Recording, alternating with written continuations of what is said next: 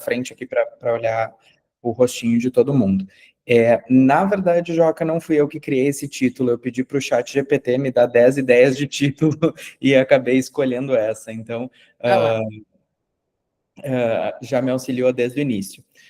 Já fui brilhantemente apresentado, mas vou fazer uma apresentação breve. Então, eu fui médico formado pela PUC, fiz residência em pediatria aqui no Clínicas, hematologia pediátrica também aqui no Clínicas. Sou revisor do Hematology and Transfusion International Journal, faço teleconsultoria de hematologia pediátrica na Associação Brasileira de Leucemias e Linfomas, sou mentor do Atrion, que é o Centro de Inovação do Hospital Moinhos de Vento, sou head de saúde e inovação na IG Saúde, sou médico contratado, obviamente, da emergência pediátrica do Hospital de Clínicas e sou professor de medicina da Unicinos e, a partir de hoje, da UBRA também. E hoje a gente vai falar sobre inovação e tecnologia na emergência pediátrica. Mas, para isso, a gente precisa entender o que é inovação. Eu já digo para vocês o que não é inovação. Tecnologia, aplicativo, robô, chip e coisa que resolve o problema de todo mundo. Inovação utiliza da tecnologia e de robôs, de inteligência artificial para resolucionar problemas. Inovação, o foco da inovação é o problema e nunca a solução. A gente sempre está correndo atrás de problema. É isso que a pessoa inovadora faz. Então, a melhor definição que eu consegui para inovação em saúde é processo de criação e implementação de soluções que visam atender às necessidades dos pacientes, profissionais de saúde e também dos gestores, com o objetivo de melhorar os resultados em saúde. E alguns clientes da inovação são sim os profissionais de saúde e os gestores do hospital, porque se essas pessoas estiverem com soluções mais inovadoras e mais eficientes resolvendo seus problemas, qual que é o problema do médico, qual que é o problema do gestor, ele vai ajudar a melhorar os resultados em saúde. Então, esse é a melhor definição que eu encontrei de inovação em saúde. E como que a gente faz inovação? A inovação, ela tem que englobar 3 coisas. Ela tem que ser desejada pelas pessoas, que ela gere grande diferença e impacto na vida do usuário. Depois disso, quando a gente procura o problema e quando a gente acha algo que as pessoas querem, não adianta a gente se apaixonar pela solução, eu ter um aplicativo maravilhoso, eu criar um gadget que as pessoas não queiram, que elas não querem usar aquilo. Tu vai gastar milhões em marketing para tentar convencer as pessoas que elas querem e elas simplesmente não vão querer. Né? A gente já viu grandes soluções de inovação que chegaram no mercado e simplesmente não foram aderidas porque os usuários não queriam aquilo. E depois que a gente vê isso que as pessoas querem, a gente tem que ver se é tecnicamente viável, ou seja, se a gente consegue fazer aquilo, e se é economicamente viável. Se simplesmente não custa $1 milhão, porque não vai ter como implantar aquela solução de inovação rápido para solucionar o problema das pessoas. Então, a inovação, ela é rápida, ela é ágil, mas sim ela tem um embasamento técnico. Não é loucura de teranos, né? Não sei se vocês viram esse escândalo que aconteceu nos Estados Unidos alguns anos atrás. Foi uma pessoa que ganhou bastante dinheiro, mas ela criou uma máquina que era capaz de, com uma gota de sangue, identificar todos os problemas possíveis da pessoa. O que aconteceu é que ela inventou vários papers e vários resultados que simplesmente não eram verdade. Então, ela não era tecnicamente viável. Apesar de ser economicamente viável, porque era muito barato, na teoria, aqueles exames que ela estava fazendo. Tem uma série no Netflix só sobre ela. Então, a inovação é muito embasada em ciência. A diferença é que ela parte do problema das pessoas através de pesquisa. Tem alguns frameworks que a gente usa, como, por exemplo, Design Thinking, que a gente faz pesquisa de mercado, pesquisa com os pacientes, perguntando o que eles querem, para a gente juntar todos esses dados, fazer um brainstorming em cima disso e começar a prototipar soluções. Isso são alguns caminhos de inovação. Mas não estou aqui para dar uma aula de inovação para vocês, apenas conceituar o que é. Por que isso? Esses dados, eles me chocam cada vez que eu mostro eles. Esses dados vêm do MIT, de Harvard, do CDC, do NHS, e da pesquisa de saúde que o Google fez. Mais de 50% dos cuidados em saúde prestados hoje não são baseados em evidência. Existe uma taxa de burnout da equipe que não para de subir por aumento de procedimento, aumento de burocracia, aumento de volume. O cuidado de saúde, ele costuma ser só episódico e não integrado. Ou seja, o paciente aparece num hospital, aparece no outro, e a gente não sabe o que aconteceu nesses lugares e não consegue continuar o cuidado dele. Existem aumentos intratáveis nos custos de saúde. Existe uma falha em fornecer tomada de decisão compartilhada com os pacientes. E existe uma variação na prestação de cuidados de saúde imensa. Todo mundo sabe, é clássico aquela frase: se cair na emergência do hospital tal, ou que bom que foi para o hospital tal, porque lá vai ter um cuidado bom de saúde. Não pode ser assim.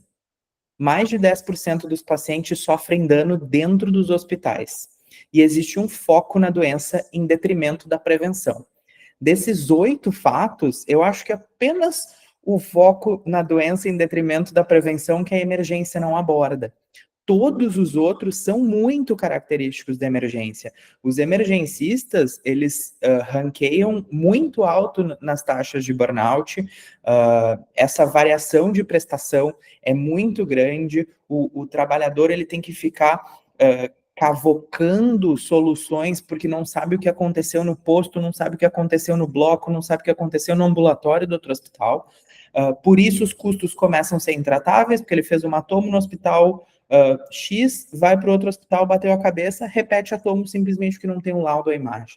Então, tudo isso a tecnologia e a inovação busca hoje solucionar. E quando a gente pensa em digitalização ou tecnologia, essa é uma pesquisa da Harvard Business Review que mostra o quão digitalmente avançado é cada setor. E vocês podem, depois eu mando os slides todos para vocês, mas vocês podem ver que a saúde é o quarto menos digital. As pessoas acham que ter um sistema eletrônico no hospital torna isso digitalizado, mas não. Eu sempre brinco que a nossa evolução saiu do papel para virar um PDF dentro do computador, mas ela continua a mesma coisa, um papel que está dentro do computador. A gente não digitalizou isso, não usou modelo de linguagem, não usa aqueles dados, não interpola essas coisas. E essa frase desse artigo da Harvard Business Review marca bastante isso. Muitas organizações de saúde são incrivelmente sofisticadas, usam incrivelmente sofisticadas tecnologias nos diagnósticos e tratamento, mas uma parte substancial da sua força-tarefa não usa tecnologia ou usa tecnologia rudimentar. Um amigo meu da tecnologia de informação, da TI, ele acha muito engraçado que a gente usa carimbo ainda para assinar as receitas, que é algo da década de 30, assim, que a gente carimba as coisas, que é muito arcaico fazendo isso. Eu tive na Estônia no mês, em final de maio agora, e todas as receitas lá são feitas em sistemas múltiplos dentro dos serviços de saúde, e essa receita fica vinculada ao que seria o CPF da pessoa. Ela chega com seu CPF na qualquer farmácia, e a receita está lá, ela pega a medicação. Foi de novo, aquela medicação já dá como dispensada, ela não consegue pegar ou comprar, dependendo se for uma farmácia pública ou privada. E isso parece tão distante da nossa realidade, mas ao mesmo tempo é tão simples, gera uma grande economia de papel, gera uma grande economia de guardar dados, de conseguir analisar esses dados depois. Então, a nossa indústria da saúde, que sim, ela é uma indústria ou setor, ela ainda é muito analógica. E para isso que a tecnologia e a inovação vêm para ajudar. E eu separei aqui agora num pacote do emergencista inovador, que eu vou falar sobre o que o emergencista inovador deve fazer no seu carro, na passagem de plantão, no plantão e em casa. Eu dividi nesses 4 momentos para a gente conseguir entender um pouco melhor e usar a tecnologia a nosso favor. Eu acho que no carro, na correria do dia a dia, como que a gente não pode perder tempo e usar a tecnologia a seu favor. E não, eu não vou falar do Waze, que é para descobrir como que a gente chega mais rápido no plantão. Mas eu trago aqui algumas sugestões de podcasts que o emergencista pediátrico pode utilizar para se atualizar e facilitar a sua vida. É tão bom ouvir um podcast e tão fácil de trazer informação.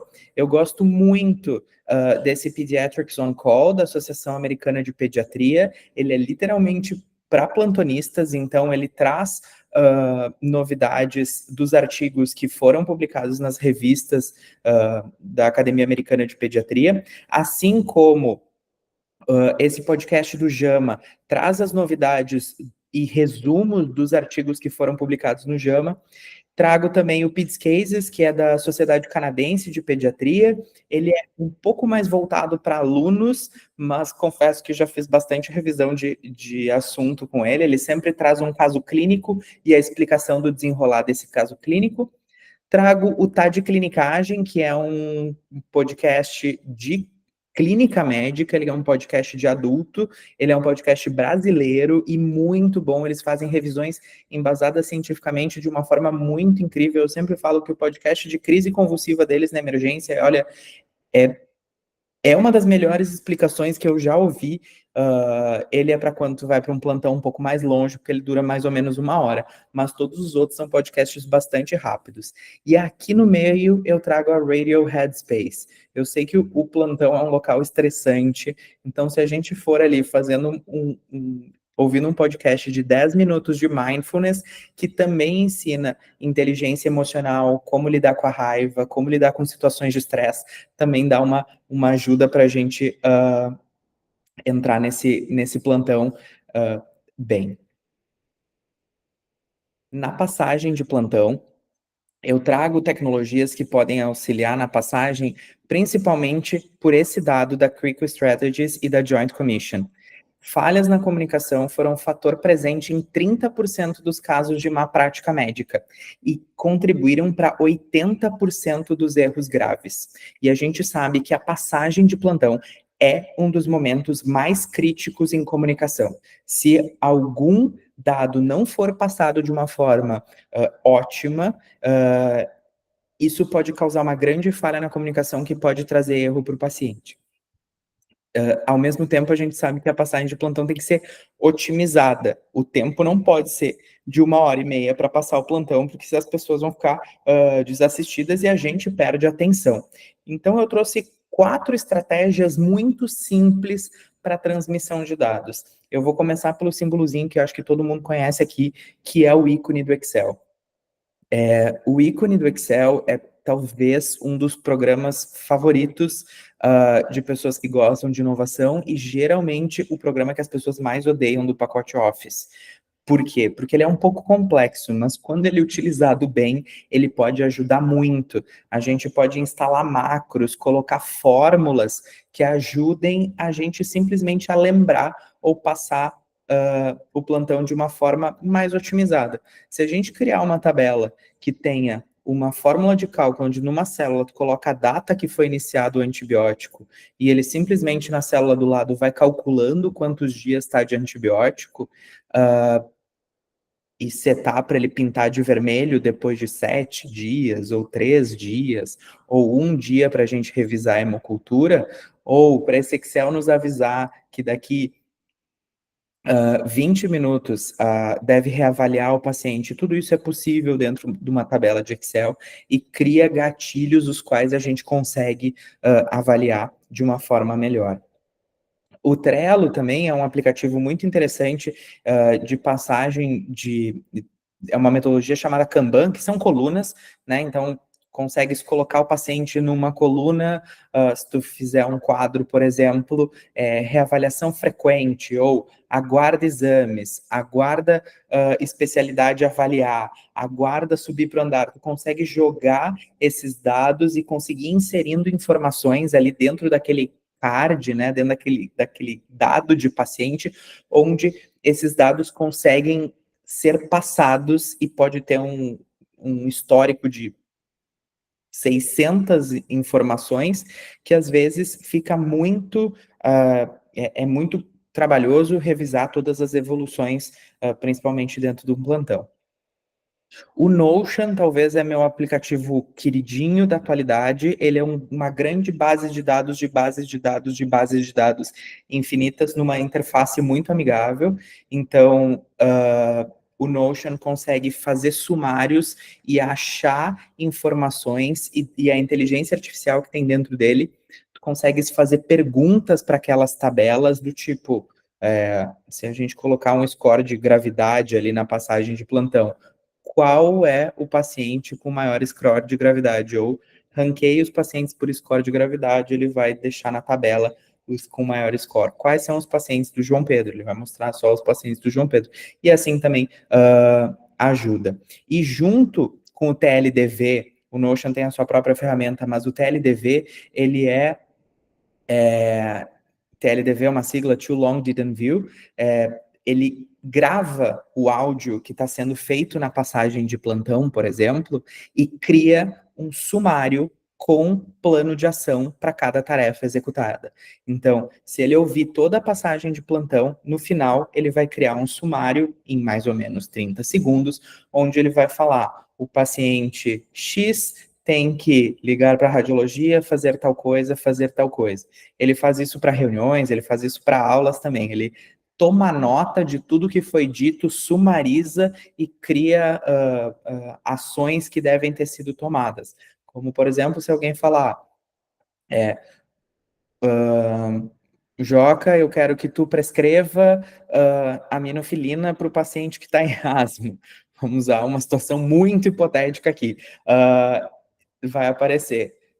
João Pedro solicita que Joca prescreva aminofilina, que diz que vai prescrever às 21h40. Ele vai colocar isso no seu sumário final, que pode ser gerado e auxiliar na passagem de plantão.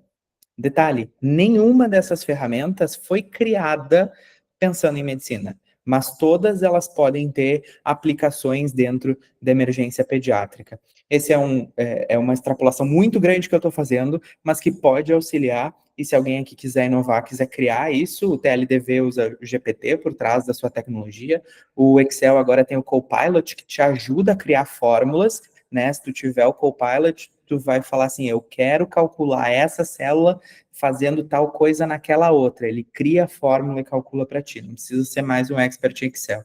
E o Notion também, ele escuta tudo que tu está falando, tem essa opção, ele escreve tudo, transcreve tudo aquilo, e aí tu pode usar prompts como, por exemplo, cria um sumário, cria uma lista de tarefas, crie, e ele, a partir de IA generativa, vai fazer tudo isso. Mas eu acho que esse é o grande momento, e agora eu vou falar sobre muitas ferramentas que a gente pode usar de tecnologia dentro do plantão. Eu vou começar para mais simples na emergência, até indo para mais complexa e inovadora de todas. Mas eu quero lembrar a todos que a tecnologia ela é um meio auxiliar. A tecnologia nunca é fim. A gente nunca pensa no que a tecnologia pode fazer por ela. Sempre a gente pensa num aplicativo para resolver o problema. A gente pensa numa tecnologia para resolver o problema. Eu gosto muito de uma propaganda do iPod que tinha muito tempo atrás. A propaganda do iPod ela não falava tantos gigas de memória, som tal, não sei o que, melhor fone de ouvido. Ela simplesmente dizia 10 mil músicas no seu bolso. O problema da pessoa era ouvir música fora de casa. A tecnologia era o meio de entregar isso. Como ele fazia, não sei. Tinha 10 mil músicas no meu bolso, eu botava o fone de ouvido e escutava. É para isso que serve a tecnologia, para resolver o nosso problema. Não tem que encaixar a tecnologia para resolver o problema da tecnologia. Não, eles que resolvam lá. Eu quero resolver o problema das pessoas. Para quê? Para permitir que os profissionais de saúde façam suas tarefas de uma forma mais eficiente, com menos excessos, com menos burocracia.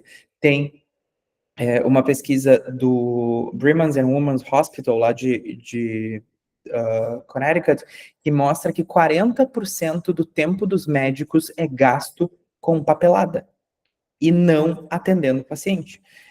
E papelada, IA e robô faz muito bem.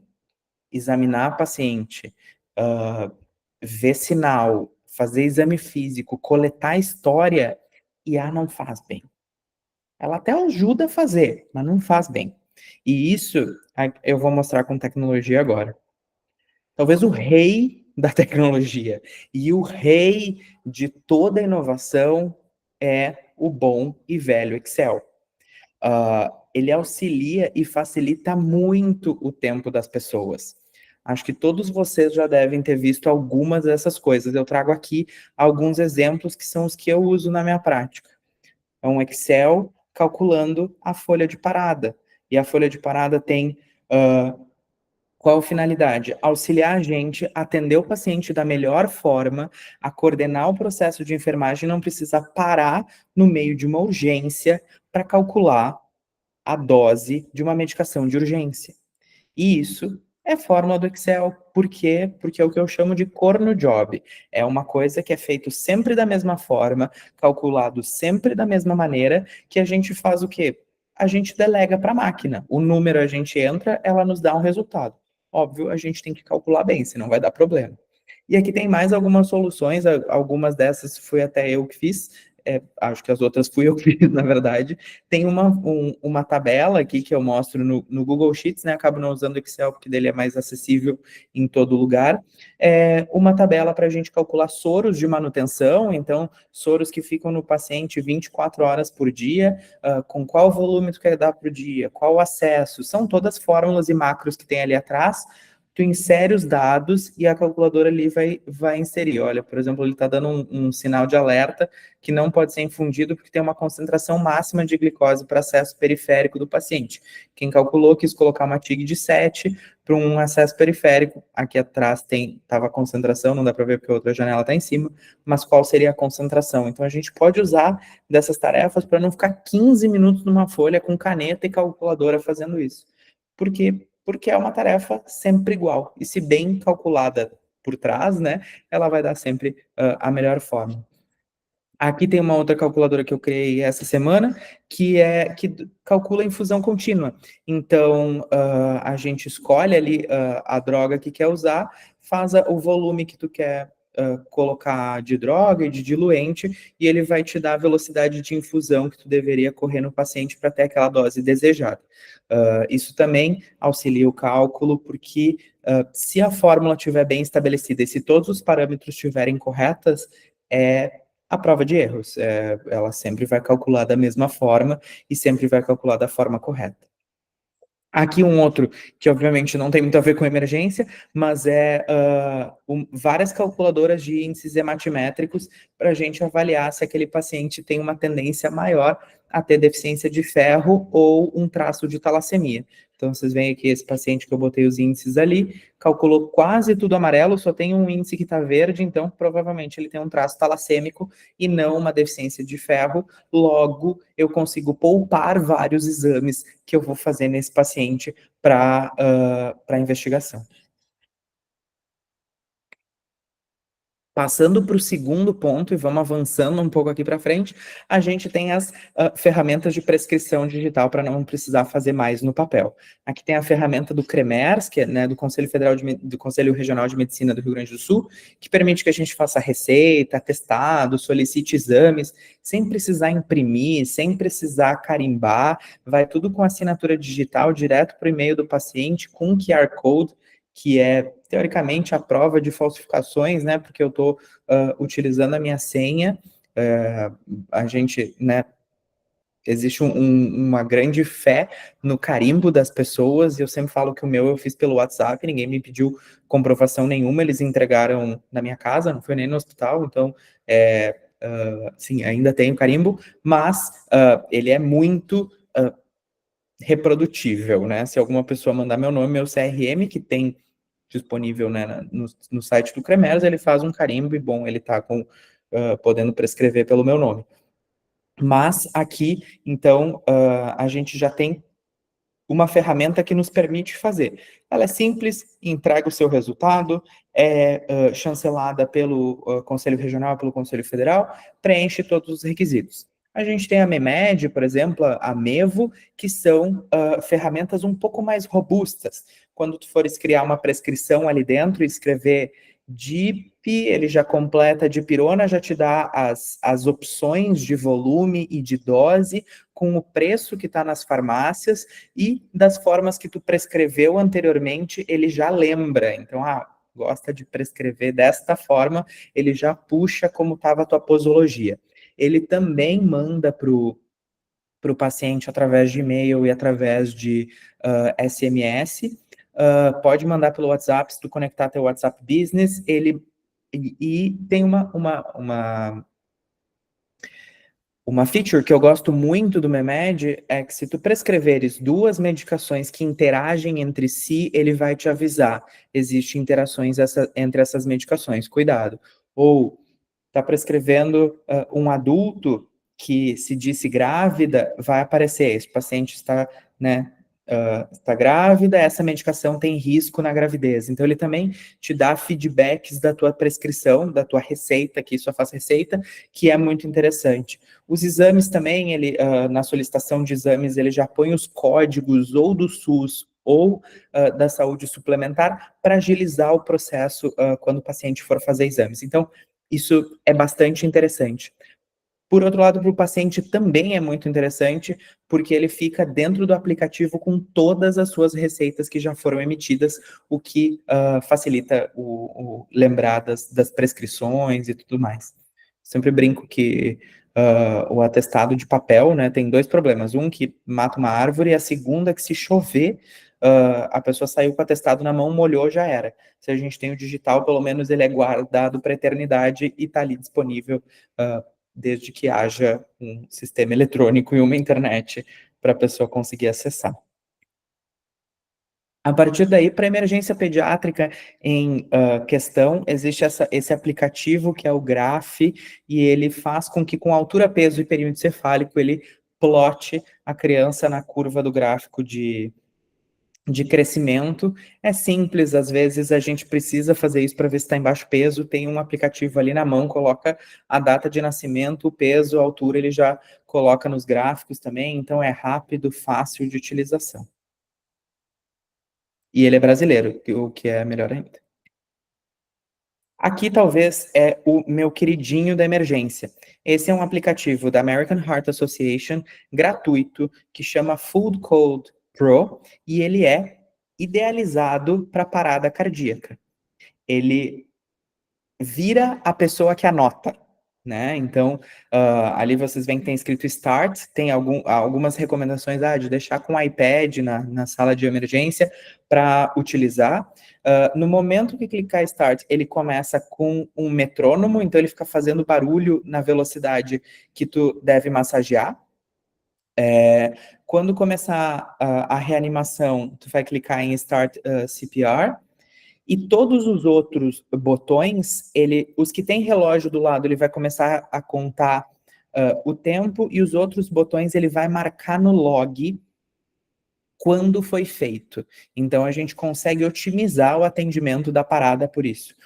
Porque tem o metrônomo, então a massagem ela fica seguindo o ritmo do metrônomo e dando feedback de como a pessoa deve fazer essa massagem, e depois, para revisar tudo que foi feito durante a parada, tá logado ali. Além disso, ele mantém um log de todos os últimos atendimentos. Então, para revisão de processos, para treinamento, para melhoria do processo de atendimento, ele é muito legal. E ele custa um total de R$0. Ele é gratuito, tá nas lojas. Sim, ele ainda tem o design da Apple, do iPhone 4, mas ele funciona muito bem, eu acho muito legal. Ele só está em inglês, mas acho que é bem simples o uso. No iPad ficam uns botõezões gigantes, é bem fácil de usar mesmo. E eu acho que ele auxilia muito o atendimento de parada, principalmente em emergências menores, em locais onde a gente não tem muito recurso humano para fazer isso. É um aplicativo que eu gosto e recomendo bastante. Aí aqui a gente vai começar andar um pouco mais para frente na inovação. A Scriba é uma startup brasileira muito legal, e que ela, como diz aqui no site, é o novo jeito de fazer sua anamnese médica. O que o Scriba faz? Ele escuta a tua consulta e transcreve em evolução para o paciente. ele entende termos médicos, é uma IA treinada para isso, e que transfere tudo que vocês conversaram, pode ser uma anamnese, pode ser uma evolução, pode ser uma evolução à beira de leito, para a evolução do paciente. Então, é muito útil. Aqui eu tenho um exemplo. Essa aqui foi uma paciente que foi no consultório, então era uma primeira consulta, e ali onde fala modelos, tu pode criar modelo, então dividir entre queixa principal, história da doença atual, história médica pregressa, como está aqui, ou subjetivo, objetivo, ou queixa principal, evolução do dia e conduta, tudo que foi falado com o paciente vai estar descrito ali. Ah, João Pedro, mas eu conversei sobre os cafés que eu gosto de ir na cidade com o paciente. Sim, ele entende isso e não vai estar na tua evolução. Ele vai triar e dividir nos quadrinhos. E ainda você pode dar aquele joinha para cima ou o negativo para baixo, que a inteligência artificial vai sendo treinada a cada vez melhorar. Isso é muito legal. Eu uso muito no consultório. Sim, é uma ferramenta paga. Eu acho uma ferramenta barata. Ela custa em torno de 160, 170 reais por mês, se eu não me engano, quando a gente divide no montante de pacientes, e ela não tem limite, então, se tu atender muito, muito, muito paciente, fica custando um total de 50 centavos para cada paciente, que agiliza profundamente o processo. Eu aumentei, eu acho, em 30%, né, diminuí em 30% o tempo da minha consulta, porque eu não preciso mais ficar evoluindo os pacientes. Eu falei com eles hoje de tarde, e qualquer pessoa que entrar na Escriba, e todos aqui vão ter 7 dias de teste gratuito para poder usar, e se usar um cupom chamado João Pedro 10, vocês vão ter 10% de desconto na assinatura do Escriba, que eles deram para o MAP Brasil hoje, nos próximos 7 dias, na verdade, para utilizar a ferramenta. É algo que eu gosto muito, facilita muito as minhas consultas, e, de novo, ela não está substituindo o profissional de saúde. A tecnologia está auxiliando a gente trabalhar de uma forma melhor e mais rápida. Tem várias consultas que eu já me peguei, que eu fui olhar a evolução depois, e eu simplesmente não lembrava de ter feito aquela pergunta, ou não lembrava da resposta que o paciente tinha me dado. Então, eu fui olhar a transcrição ali, né, a evolução do paciente, e estava ali, era algo que podia mudar a minha conduta. Então, que era necessário estar na minha evolução. Vindo para mais um queridinho meu, esse é o Open Evidence. O Open Evidence é a evolução do UpToDate. O UpToDate já é muito incrível, ele tem todas as revisões e, nossa, é um dos aplicativos que não sai do meu celular. Mas o Open Evidence seria o Arnold Schwarzenegger do UpToDate. Ele responde pesquisas em saúde. Ele foi criado pela Mayo Clinic e é utilizado em Stanford, no Mount Sinai, e aqui tem um exemplo de pergunta que eu fiz. Eu perguntei, né, sem querer ser parcial, mas quais são as recomendações para o hemograma na emergência pediátrica? E ele ainda zombou da minha cara porque eu escrevi errado. Eu botei what is the recommendations, e ele respondeu ali que era what are the recommendations. E aí ele faz toda a revisão sobre, em artigos, de quais são as indicações de fato, e ele ainda te coloca as referências de cada parágrafo ou de cada recomendação com os artigos para que tu possas abrir depois. Ainda, esse aqui ele não marcou nenhum, só marcou que tem um leading journal, mas se uma pesquisa é nova, se uma pesquisa é groundbreaking, e se essa pesquisa foi citada mais de 200 vezes, então ele ainda te marca os artigos. Tu também pode pedir para o Open Evidence, me resuma o artigo tal, qual é a última inovação, ou qual é o último tratamento, qual é o melhor tratamento, como eu faço o diagnóstico de, e ele vai te fazer essas respostas. E ele também é bem humilde, várias vezes ele já me respondeu, não achei nenhum artigo com evidência suficiente para te responder tal questão. Então, é muito legal, eu uso muito o Open Evidence. Aqui a pergunta está em inglês, mas dá para fazer pergunta em português. A única coisa é que ele vai te responder em inglês, mas tu pode fazer a pergunta em português também. E é de graça. Aqui eu tô. Esse é o Shen AI, que é uma aplicação que usa aferição de sinais vitais. Eu vou colocar o vídeo aqui por telemetria, e vocês estão vendo que está brilhando o meu rostinho ali. A câmera do meu celular está medindo a variação de fluxo sanguíneo embaixo da minha pele, e nisso ele é capaz de aferir sinais vitais. Isso é bastante inovador. Então vocês estão vendo ali, ó, minha pressão diastólica, minha frequência respiratória, frequência cardíaca, o meu estresse cardíaco. Eu estava preparando esse vídeo hoje antes de vir para a aula, então eu estava um pouquinho estressado. Esse aplicativo, ele já tem estudo com 55 mil pessoas, no qual ele foi testado e validado, com uma acurácia de 96% em comparação aos monitores. Então também é uma possibilidade de a gente usar. Ele custa 10 centavos de dólar por aferição. Tá? O aplicativo para uso pessoal é gratuito, que foi esse que eu fiz o vídeo, mas quando quer implementar ele dentro de um sistema, ele custa 10 centavos de dólar para a empresa, o que é bastante barato quando a gente for comparar com comprar um monitor paramétrico.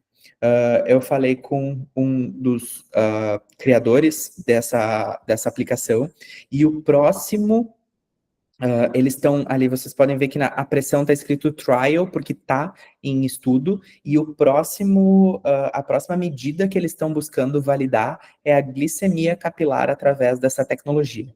Como funciona, não faço ideia, mas se eles estão validando, e tem um estudo muito grande, o deles é publicado no Lancet, se tem um estudo grande que vai comprovar o uso dessa tecnologia, que é não invasiva, que é rápida, demora 30 segundos para aferir o sinal vital, isso é muito incrível, que a gente pode usar, principalmente em setores de triagem e outros setores da emergência. Aqui vem uma grande empresa brasileira que revoluciona os serviços de emergência. Esse é o HiLab. Ele são 4 ou 5 dispositivos remotos que ficam na Wi-Fi dentro da sala de emergência, e é com coleta de sangue capilar ou, por exemplo, secreção nasal, para fazer testes laboratoriais rápidos. Então,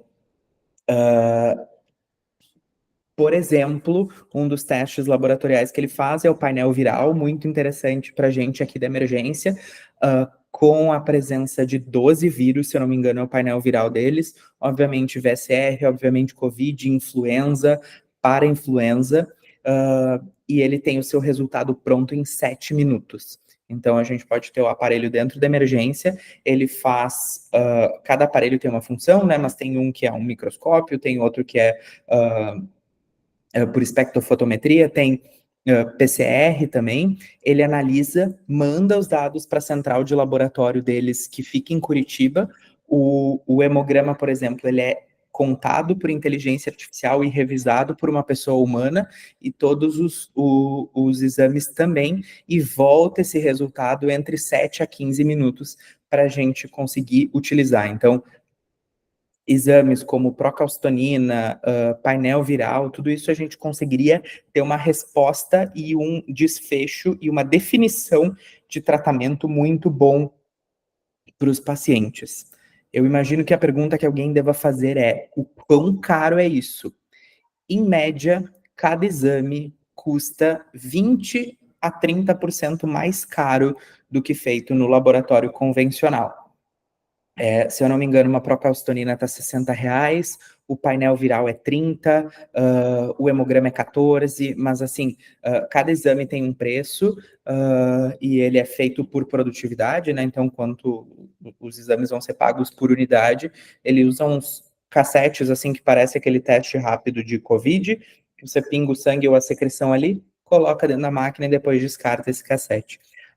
Essa é uma tecnologia já registrada e aprovada pela Anvisa, e pode estar nas nossas emergências assim que alguém definir que seria interessante. Mas são testes muito legais. Aqui eu coloquei alguns, eles fazem bem mais teste que isso, exame de urina faz, hemograma, os testes rápidos, marcadores cardíacos, né, pensando em emergência de adulto, dengue, painel viral, procalcito, PCR, tudo isso numa resposta muito rápida. E também não precisa usar mais de um cassete se for analisar de mais de um exame, só se eles forem em máquinas diferentes, aí sim. Esse é o Eco 500, que é aí saindo um pouco de aplicativos, indo um pouco mais para gadgets. Ele é um estetoscópio que eu comprei recentemente, ainda não chegou, mas ele é um estetoscópio Plus. O estetoscópio ele ainda é muito importante, né? A própria American Heart Association recomenda o estetoscópio, o exame físico, por exemplo, ele é muito melhor em detectar tamponamento cardíaco e muito mais rápido, porque ele é muito tá no nosso pescoço, e a gente consegue fazer isso muito mais rápido do que até ligar um eco, por exemplo, para fazer um FAST no paciente. O que esse estetoscópio tem? Não sei se vocês veem, ele tem uma telinha numa das campânulas, e a parte de trás do estetoscópio, ele faz um eletro de 3 derivações. Ele tem IA dentro dele, então o que essa IA faz? Ela detecta sopro e te ajuda a classificar o sopro. Além disso, ela consegue isolar os sons.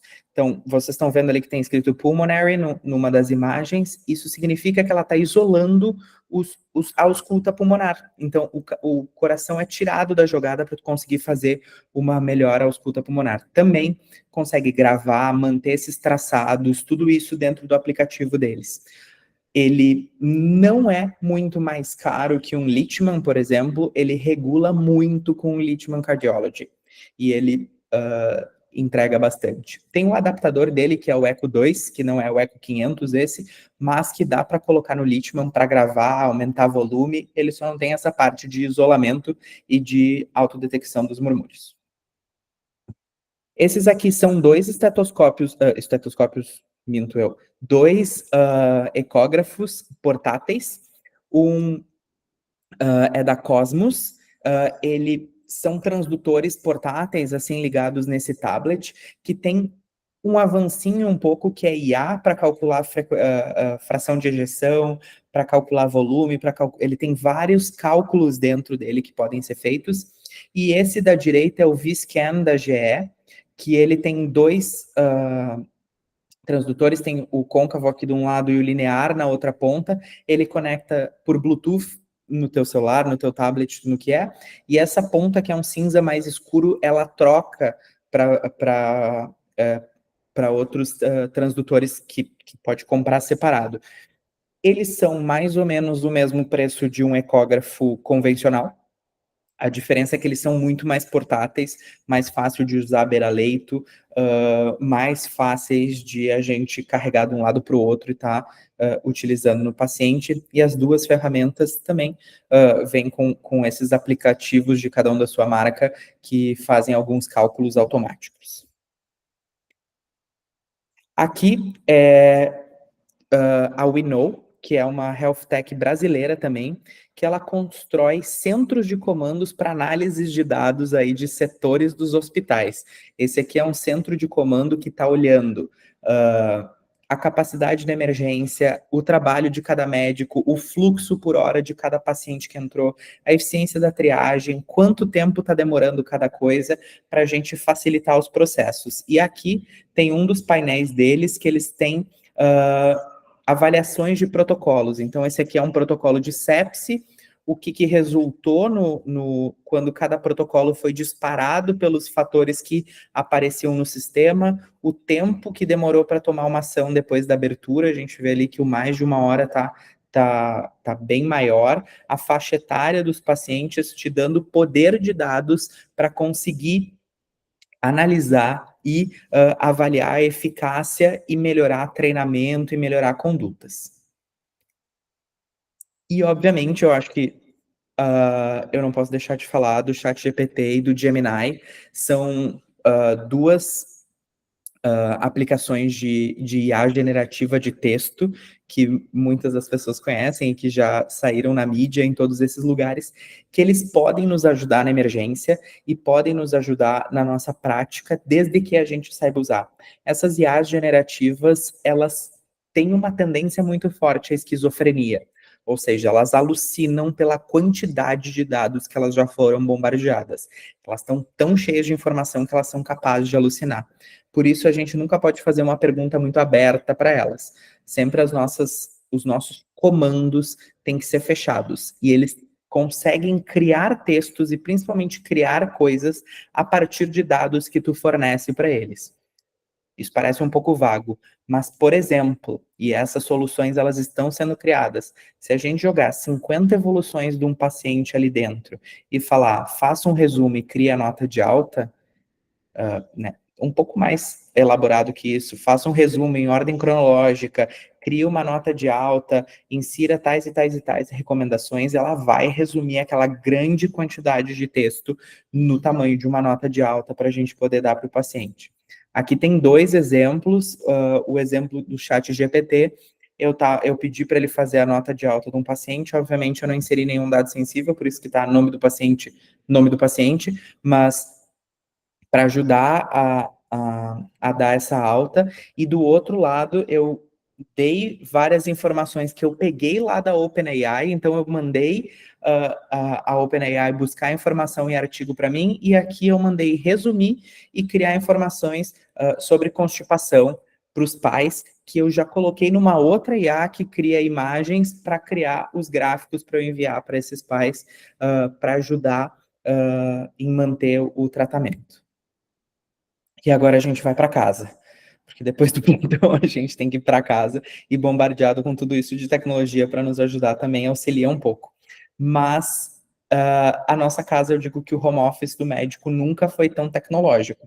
E alguém vai me perguntar, home office para médico de emergência? Não, né?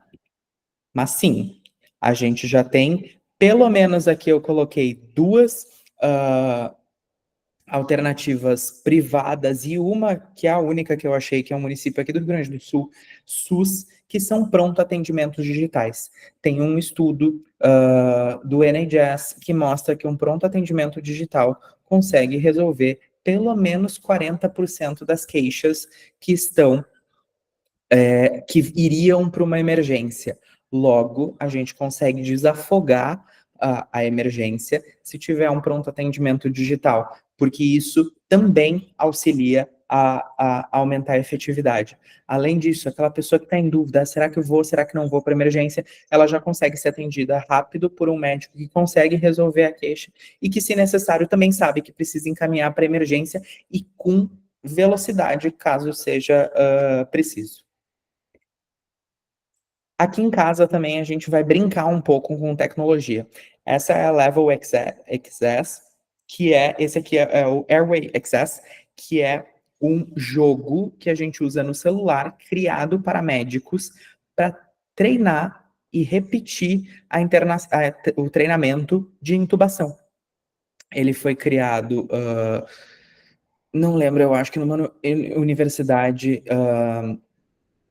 da Suécia, e ele é validado, tem muitos conselheiros médicos, ele tem mais do que esse game, mas esse é especificamente para treinar intubação, e ele é bem realístico, assim, ele é bem difícil de jogar mesmo, não é fácil, e que auxilia a gente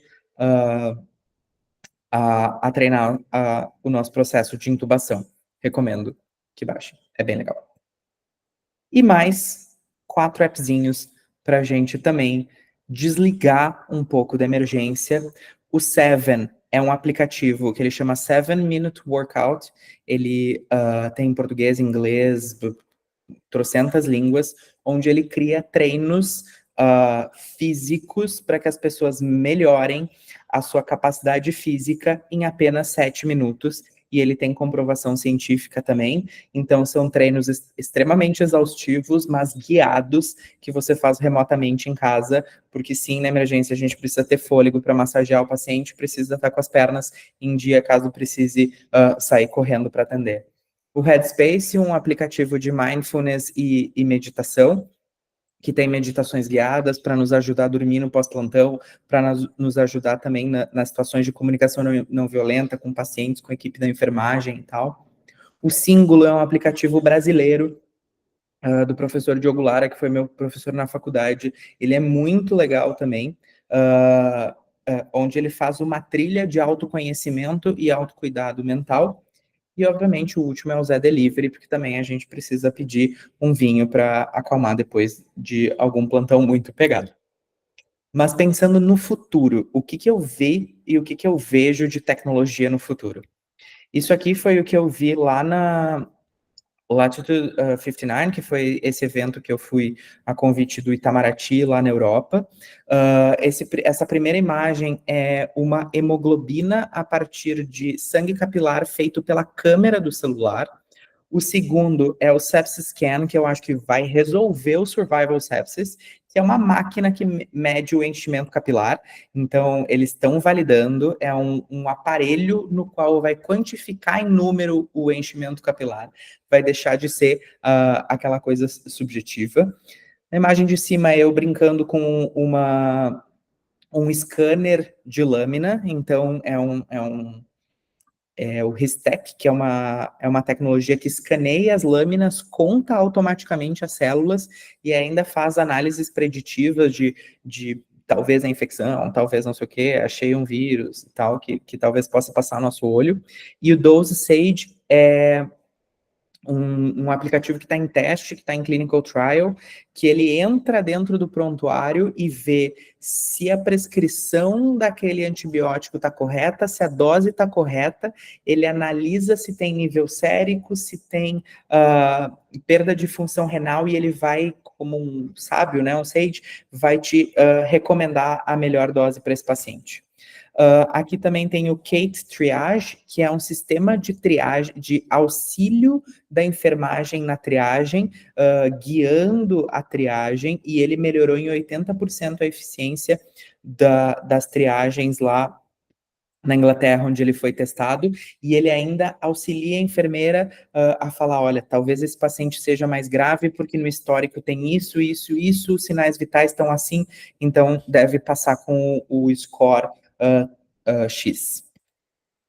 E eu acho que o suprassumo que a gente vai chegar é de monitorização por vídeo de pacientes, aonde a gente vai conseguir ter uma imagem, se o paciente caiu do leito e avisar a equipe médica, se muda a expressão de faces dele, ele começa a ter dor antes que alguém vá lá avaliar os sinais vitais, ou antes que ele chame a gente, que a gente tenha essas informações de uma forma mais robusta a partir da tecnologia. E agora eu acho que eu acabei exatamente no tempo. Eu quero abrir o espaço para se alguém quiser fazer alguma pergunta, comentar. Oi, João. Meu Deus do céu, eu acho que eu não tenho nem condição de fazer pergunta. Você falou cada coisa incrível que eu estou impressionada.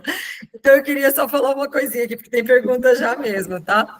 Primeiro, eu queria. O Joca pediu para justificar, né? Porque hoje ele tem o debate das chapas concorrentes ao CFM, ele teve que se deslocar para esse debate, então ele não está aqui. Aí ele me passou o ciceroneamento de uma pessoa como você, que eu não sei nem como conduzir, como agradecer tudo isso que você ensinou para a gente. Então, eu vou abrir aí para as perguntas. Eu vi que a Ana Luísa levantou a mãozinha. A Ana Luísa é fiota daqui de Botucatu. Então, Ana, abre a câmera aí, se apresenta e pode fazer a pergunta para o doutor João, por favor. Oi, boa noite. Deixa eu só avisar que o João está com o microfone aberto. Não o João Pedro, é outro João.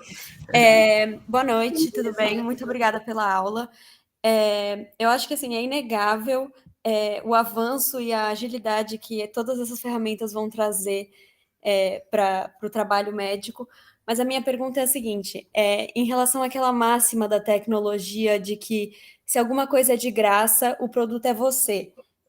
Esses dados de pacientes que vão estar sendo armazenados em plataformas não podem ser vendidos para representantes farmacêuticas, planos de saúde, coisas assim, ou até mesmo estar sujeitas a hacking? Sim. A resposta curta é sim. A resposta longa é: eles já não são? A diferença é quem vai vender esses dados. Porque não sei se tem alguém aqui, tá? Mas a Droga Raia, a Panvel, essa galera já vende todos os dados de quanto que tá vendendo. Então, esse dado já está aí.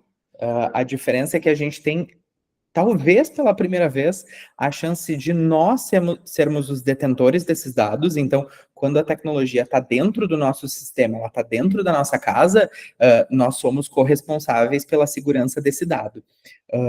E de implementar novas camadas de segurança. Obviamente, esses dados podem ser hackeados. Nós já temos sistemas, já houve vazamentos de dados dos sistemas. Acho que a única forma de não vazar é voltar para o papel, assim, e aí, bom, é quase impossível, mas sim, e para isso a gente tem que se proteger. Vale lembrar que dado de saúde é LGPD nível 5, dado de saúde, dado bancário é onde tem que estar a maior parte da proteção dos dados. Então, a gente tem uma lei muito forte nisso. As empresas que são health techs, que estão dentro do Brasil, teoricamente, elas têm que estar cumprindo com isso, né? Sim, quando essa máxima da saúde, né, que da saúde não, da tecnologia, que quando algo é de graça, o produto é você, sim, é válido. Quando a gente vê, por exemplo, o Open Evidence, que é uma estratégia de busca de perguntas, talvez eles vendam esses dados para incentivar mais estudos, para ranquear melhor os estudos nas suas bases de dados, porque ele é financiado por uma universidade, então talvez seja um pouco mais idôneo, mas sim, isso tudo é o risco que a gente corre em utilizar a tecnologia. Obrigada. João, e deixa eu perguntar em relação a uma das ferramentas aqui, né? A Scriba, se eu não me engano, que é a ferramenta que nos auxilia, né, na recuperação da anamnese, eu achei. E assim, você traz para a gente um dado muito forte, que é a verdade, né? Os nossos residentes principalmente sofrem muito isso. A gente gasta 40% do tempo escrevendo, anotando, e ainda assim, nós somos deficitários nas passagens de plantão e por aí vai, né? Então, o Scriba, a gente alimenta pela voz, ele vai acompanhar tudo que você está falando o tempo todo e vai alimentando, e depois você pode fazer um resgate da informação que você quer. O que eu perguntei, o que ele falou, tal, como é que é? Ele faz assim, ele escuta o que você está falando, Tá. ele transcreve, ele transforma em anamnese e deleta aquele áudio. Então, ele não segue com aquele dado armazenado. Então, ele analisa porque também, coitada da plataforma, se tivesse que armazenar tudo aquilo de arquivo de áudio, ia explodir o servidor deles. Mas ele automaticamente transfere e já reescreve a anamnese na ordem que você demandar. Legal. E a gente consegue resgatar depois a informação. Ótimo. E o Open Evidence é free e a gente pode baixar no computador, no celular, tal, tudo. OpenEvidence.com. Entrou, tá usando. Perfeito. Só tem que fazer um cadastro, mas assim, para ter login e senha. Tá. Bom, pessoal, quem mais tem perguntas aí? Que tem condições de fazer aquelas perguntas mais mirabolantes para aproveitar o doutor João aí, né, Lu? Fazer pergunta mirabolante, Joel, nesse negócio. Não, mas assim, eu fico... A gente fica um pouco triste, né? Porque a gente trabalha em SUS, às vezes a gente não tem nem o básico, né? Então, assim, poxa, às vezes falta a prancheta que segure direito a prescrição do paciente. Então, assim, quando a gente vê tudo isso, né? A gente sabe que é realidade, obviamente, em muito serviço privado, em muito canto, mas assim, eu acho que a gente, ao mesmo tempo que fica triste porque não tem isso em alguns hospitais, né? Por outro lado, a gente tem que estar atento de que tem coisas, como o João falou aí, que são simples, que a gente com o smartphone vai ter, e a gente, às vezes, acha também. Eu aqui, quando faço, eu e meu esposo somos médicos, e aí quando a gente faz a assinatura do UpToDate, a gente faz, poxa, meu Deus, cheguei a dor no coração, né? Esse mês a gente pagou o UpToDate em dólar nas alturas, a assinatura de 3 anos, a gente fica com o coração na mão. Mas são coisas que, assim, reverte, é uma coisa que você está fazendo não só pelo paciente, mas por você, né? Porque reverte naquela certeza de que a gente está dando uma assistência bem dada, que a gente depois não fica com a dor na consciência de não ter procurado, porque nem, obviamente, que nem tudo, né, a gente sabe. Então, eu acho que a aula do João, ao mesmo tempo que eu estava dizendo a meu esposo que ele chegou agora, né, ele é neuroclínico. E é só, essa aula depois, quando sair, você vai assistir, né? Porque eu acho que, assim, ao mesmo tempo que traz muita coisa que a gente ainda não tem, e dá um pouco de ansiedade no uso, a dificuldade que é a ansiedade que gerou em todo mundo as transições para o PEP, né? E é uma coisa tão simples, como o João disse, é só mudar uma plataforma, não é nem a digitalização completa. Mas só isso já gerou tanta ansiedade na época de implantação, e tem estudo mostrando isso, inclusive, né?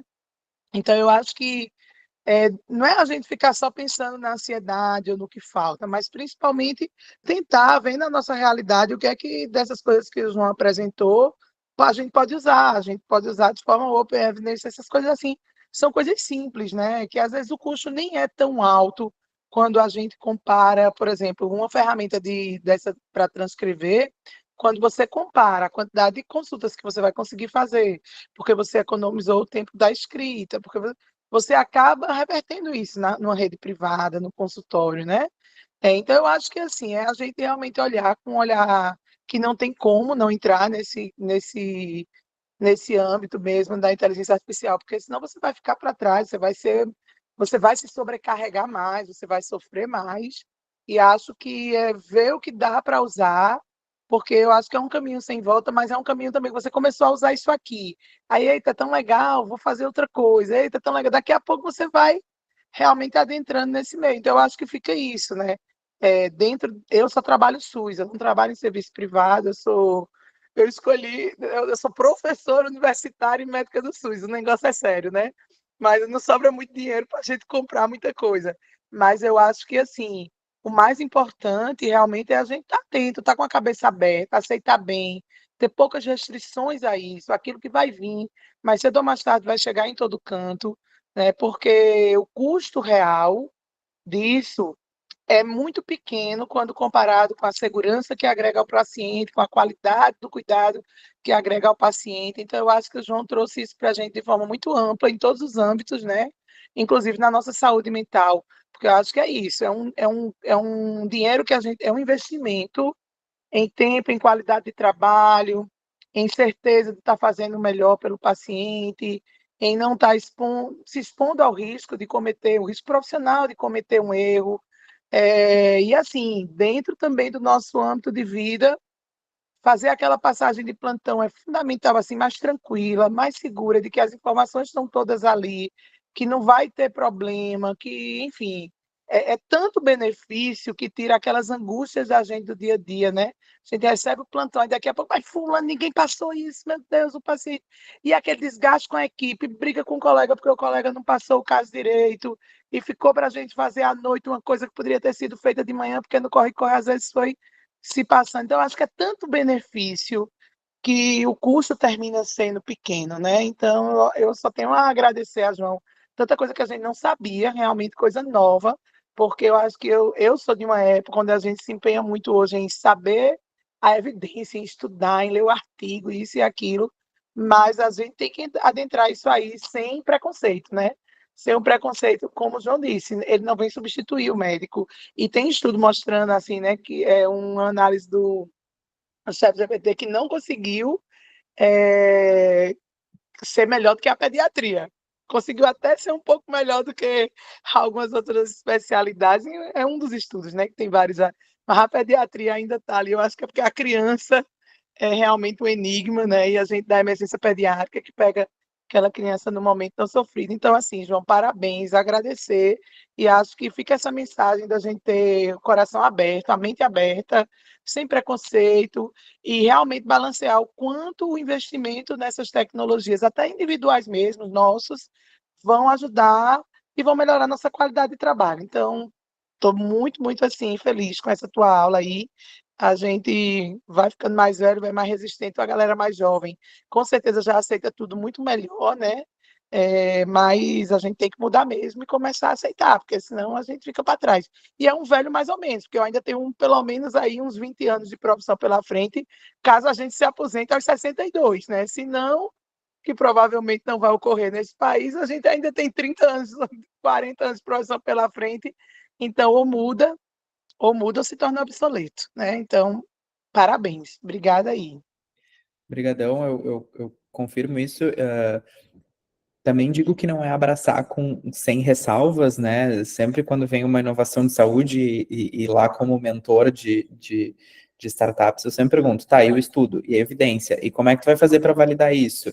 E da onde tu tirou essa informação também, né? Não é o mundo colorido dos unicórnios que toda inovação é incrível, mas sim, isso é interessante. E quando eu estava lá na Estônia agora, que é o país mais digitalizado do mundo, e talvez a única coisa que tu não consegue fazer lá é se divorciar, todo o resto tu faz de forma eletrônica e muito rápida, dá para casar em 4 minutos, o que talvez é um pouco preocupante, mas eu achei que eu ia entrar no hospital e que ia tipo, ter espaçonaves voando e hologramas, e não, é igual o nosso. Eles também têm deficiência de pessoal, eles também têm a porta lotada, mas simplesmente os sistemas e a parte de tecnologia trabalhavam para eles. Não eles trabalhavam para o sistema. É de prescrever, clicar Enter e falar para o paciente, busca na farmácia. É de pedir o exame, olhar o exame que o médico da medicina de família pediu lá na clínica e ver que está ali. É ver que ele já tem consulta marcada com o oftalmo daqui 2 semanas. E tudo isso se estar interconectado e já conseguia ver em qual bairro ele morava e qual era o risco da população, se tinha mais irmãos, se era uma meningite para conseguir já prescrever profilaxia para todo mundo. Então, simplesmente os dados e o sistema trabalhavam para eles. E isso transformava o trabalho de todo mundo de uma forma mais eficiente. Mas a sala, os equipamentos, a cadeira dura, era tudo igual. Muito bom, João. O Gabriel levantou a mão aí também para perguntar, né, Gabi? Conta aí para gente.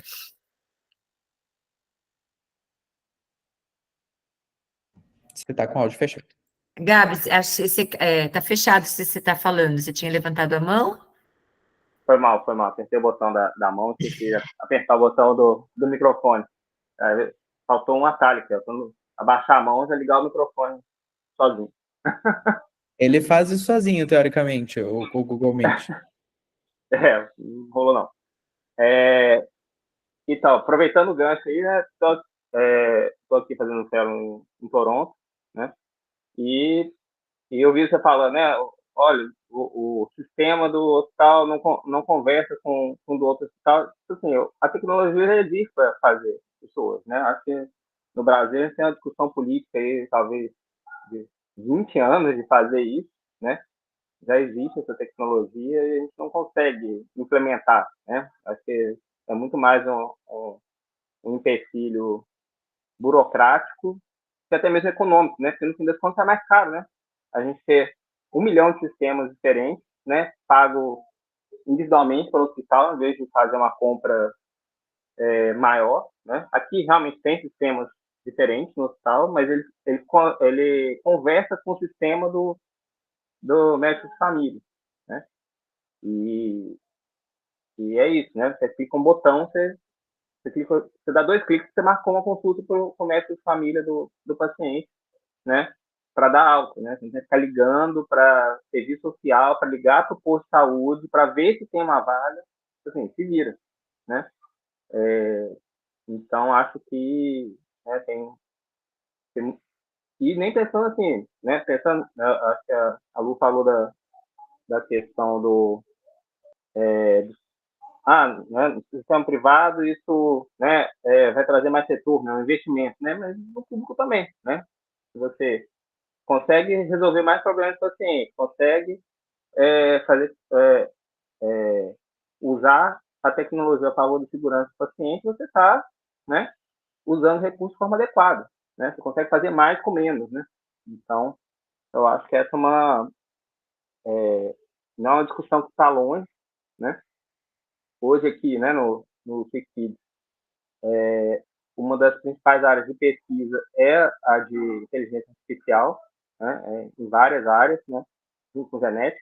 Acho que são as duas fronteiras aí as duas novas fronteiras da medicina, né, do estudo da medicina. e a tentativa de usar a inteligência artificial dentro do sistema, com os dados que o sistema gera, para predizer a possibilidade, né, de um desfecho do paciente. Né? Já tem alguns estudos, né, com o uso da inteligência artificial em sepsis, né, em adultos, né, de predizer a probabilidade do paciente estar desenvolvendo sepsis antes dele gritar na nossa cara, né? Com dados que estão ali, mas que a nossa capacidade intelectual não consegue simplesmente processá-los e interpretá-los, né? Utilizando dados que, né, não é pegar os dados que a gente já coleta, que a gente já interpreta, né? Mas outros dados mesmo e predizer isso, né? E de tentar também fazer com que o paciente fique menos tempo, né, no pronto-socorro, né?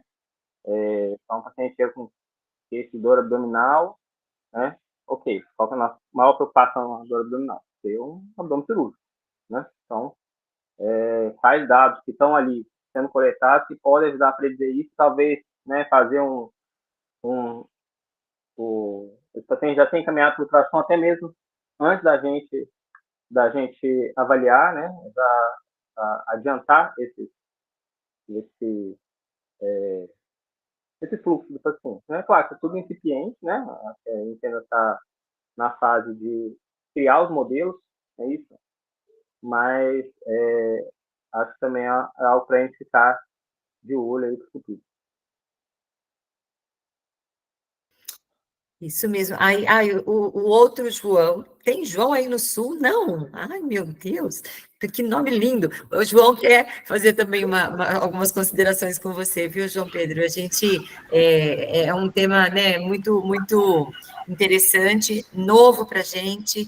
É uma inovação que, se a gente puder implantar na nossa rotina, muitas das coisas são extremamente importantes. Você sabe, viu, João? Já vou passar para o seu. Eu estava aqui pensando que, para mim, o maior medo, mesmo, apesar de também trabalhar só em rede pública e a dificuldade vai ser financeira da implementação disso, é o meu aprendizado.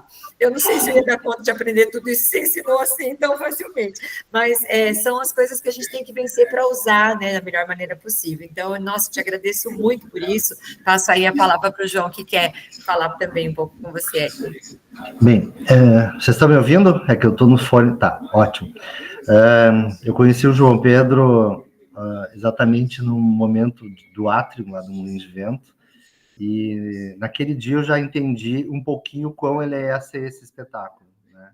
Mas eu não tinha ideia do quão ele era tão espetacular como ele se mostrou aqui. Eu não vou falar muitas coisas, eu quero agradecer ao João Pedro por se dispor esse tempo aí, a nos dar essa aula brilhante a respeito de tudo que ele já sabe, que está nos mostrando. Mas, assim, corroborando um pouco, Joelma, com o que tu colocasse,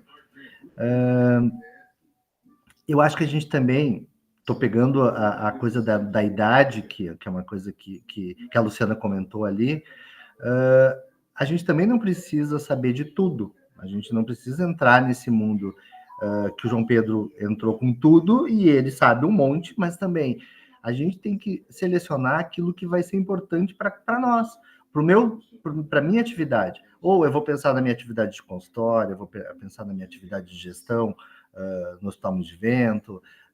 O que disso tudo eu posso utilizar para facilitar a minha vida, né? Então, João, sem mais delongas, a gente já está até um tempo além da conta aqui, já, porque essas aulas são tão boas que aquele tempo de 1 hora se foi.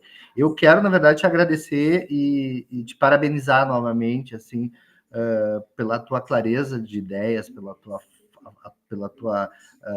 forma de mostrar isso com tanta firmeza e tanto conhecimento, tá? Muito obrigado. Obrigado, e quando a gente está pensando em tecnologia e quando a gente está no desenvolvimento ali das plataformas e das tecnologias, uma das coisas que a gente mais leva em conta é o que a gente chama de UX, que é a experiência do usuário, né? A gente pode aplicar UX na própria emergência, o tipo da cadeira que ele senta, é tudo, mas geralmente a gente pensa como que o usuário não vai conseguir usar. Então, vamos tirar isso da frente.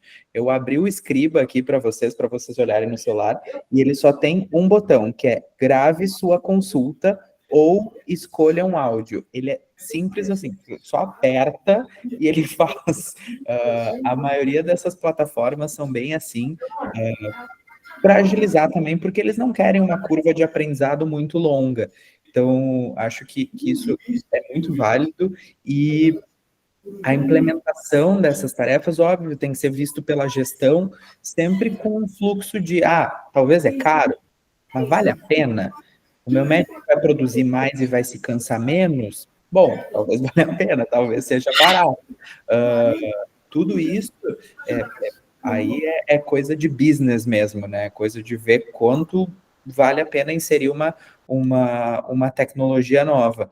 Mas sempre pensar, buscar, acho que a tecnologia veio simplesmente para principalmente as tarefas que nos são muito consumidoras de tempo, de repetição, porque principalmente o machine learning e a inteligência artificial, ela nos mostra o presente olhando para o passado. Ela não prevê o futuro, né? Então ela vai mostrar aquele momento olhando para o passado. E isso é muito bom, porque se um paciente está com sepsia agora, a partir dos dados do passado dele, eu consigo agir, mas ele não vai me mostrar para a semana que vem. Mas tudo isso também nos auxilia muito nas tarefas diárias e tira a tarefa chata, né? Por exemplo, eu odeio fazer nota de alta, eu acho um saco fazer nota de alta. Ficar meia hora na frente do computador digitando e aí vai para o consultório e depois tem uma nota de alta que às vezes não serve para nada. Ele botou todos os exames que o cara fez na semana, uma lista de hemograma normal para olhar um por um e falar, bom, não tinha nenhum alterado. Se a gente tem um serzinho ali dentro do computador que faça isso para a gente consegue cuidar mais de pacientes, que talvez seja a nossa missão mais nobre. Puxa, João, então acho que é isso mesmo. Te agradecer demais por esse compartilhar tão elegante, né, tão didático, tão inovador, e todos nós aqui te agradecemos muito, tá? E espero que você esteja conosco em outros momentos, foi um prazer enorme. Não sei se a Clarice quer falar alguma coisinha aí, Clarice, tá fazer um tchau para o João? O Vitor não está aí, o Joca está lá no outro trabalho. Foi excelente, viu? Já fiz várias anotações aqui de coisas que eu quero passar a utilizar, e principalmente essa que você falou dos resumos, né? Lá no hospital eu faço comissão de óbito, e às vezes eu gasto muitas horas para fazer um relatório, internação de 3 meses que terminou no óbito. Às vezes eu gasto, assim, um dia para fazer, então vou começar a tentar usar também. Então, te agradecer, acho que vai abrir muito a minha mente, assim, já estou bem de coração aberto, mas acho que agora eu vou com mais ferramentas. Muito obrigada, viu? Ô, João, a gente tenta aqui, né, manter a segurança do horário, vamos dizer assim, mas tem um menino que levantou a mão aqui, que eu sei que ele trabalha muito com isso, e ele quer te fazer uma pergunta ainda. Podemos mais uma perguntinha? Claro, vamos lá. Pedro, fique à vontade, por favor. Não era nem pergunta, né? Queria só comentar, assim, muito legal a palestra, gostei muito aí de várias ferramentas que você mostrou, várias coisas que foram trazidas. Esqueci de fazer uma introdução aqui. Meu nome é Pedro, né? Eu estou fazendo a residência em pediatria e eu sou formado em engenharia de computação. Então, gosto bastante disso, de inovação, né? De usar a tecnologia. Eu tive um choque, que nem você mostrou aquela pesquisa, assim, de como que usa tecnologia em várias indústrias. Quando eu mudei para a medicina, eu fiquei meio chocado de ver, assim, quão pouca tecnologia, né, quanto que a gente estava perdendo de não usar. Então, achei muito legal vários pontos, várias ferramentas aí que você trouxe, algumas que eu conheci, algumas que para mim são novas. E eu vou aproveitar para fazer um merchandising aqui, que a doutora João pediu para eu falar também, que tem um aplicativo que eu desenvolvi, que traz, assim, ó, um monte de ferramentazinhas, vamos dizer assim, junta um monte de ferramentas que o médico usa no dia a dia, né? Tipo assim, você fala, putz, quero calcular o IMC e a superfície corpórea desse paciente. Quero ver se essa criança, como que está essa criança na curva de crescimento. Quero calcular o clearance de creatinina do paciente. Tipo assim, uma ferramentazinha que junta tudo quanto é calculador. Tem cronômetro de parada também. Enfim, eu fiz um monte de coisa. Dá para consultar dose de medicação de parada, enfim. Vou só deixar o link aqui para quem tiver interesse em conhecer também. Eu não fiz uma propaganda muito boa, assim, porque eu não estava preparado para isso, não vim com essa intenção para a palestra, mas deixei o link aí para quem quiser ver. Já está incubada, já está acelerada por algum lugar? Não tem nada, eu fiz, como que eu vou dizer assim, ó, fiz quase sozinho, assim, tive a ajuda de uma outra pessoa que me deu uns toques, e comecei no meu internato, aí eu entrei direto na residência, então nunca tive, assim, nunca transformei isso num business. Por enquanto é assim, ó, gratuito, disponível para quem quiser usar, e espero que as pessoas aproveitem. Vai ter, colei um pitch ali de startups de saúde e inscreve lá no Atrium do Moinhos, que eles têm toda a ferramenta para te auxiliar a escalar. Vai ter gente de business, vai ter gente de legal, vai ter designer para te ajudar a fazer uma ferramenta um pitch bom para vender as coisas. É bem legal. O Atrium é muito legal. É um centro de inovação que fica aqui em Porto Alegre, mas ele auxilia muito. Poxa, legal. Valeu pela dica. Tá vendo? Muito bom. Oi, eu ia falar isso, João Pedro, obrigada por ter já colocado sobre o nosso Atrium e dizer que eu estou super feliz de saber que agora tem meu colega na Unicinos e eu vou estar bem pertinho, podendo aprender mais ainda contigo. Que bom. Obrigado. Gente, então, muito obrigada pela presença de todos vocês, viu, João? Muito obrigada por nos ensinar, nos acolheu as ideias do Pedro. Pedro, que bom que você compartilhou, veja, uma ferramenta gratuita, né? Então, assim, crescendo juntos como grupo aqui da Emergência Nacional, acho que a gente só tem a melhorar dia a dia. Muito obrigada, viu? Vários aplausos aqui pela sua apresentação, João. Não sei se você viu todos, mas muitos. Obrigado, Bom, obrigado. Obrigado. Mesmo. Boa noite, gente. Bom descanso, viu? Até a próxima, hein? 15 dias estamos de volta. Tchau, tchau. Tchau. Boa noite. Tchau, Tchau, Gabriel. Tchau, pessoal. Boa noite. Tchau, João. Tchau, Clarice. Tchau, tchau.